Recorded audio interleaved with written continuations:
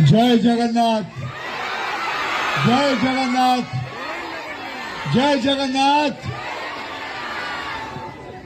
नमस्कार, आप सभी का बहुत बहुत धन्यवाद। आप लोग आए। वैसे आप सभी जानते हैं कि भुवनेश्वर जो है वो एक सुंदर और पवित्र जगह है।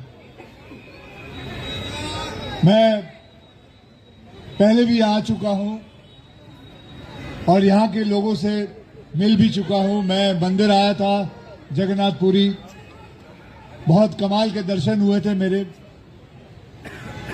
मैं यहाँ के लोगों के बारे में वैसे तो आप सभी जानते हैं, लेकिन मैं क्या समझता हूं लोगों के बारे में मैं बताना चाहता हूं कि आप लोग सबसे ज्यादा जो है रिश्ते को सबसे ऊपर रखते हैं। आपके लिए रिश्ते जो है वो सबसे ज्यादा ऊपर रहता है। आपके खून के अंदर ईमानदारी है। सबसे ज्यादा मैं आप लोगों से एक ही दरखास्त कर सकता हूं,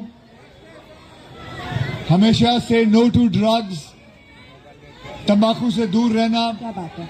और सबसे इम्पोर्टेंट, अपने माँ बाप का ध्यान रखना। हमेशा ध्यान रखना अपने माँ बाप का। बहुत बहुत धन्यवाद। Thank you.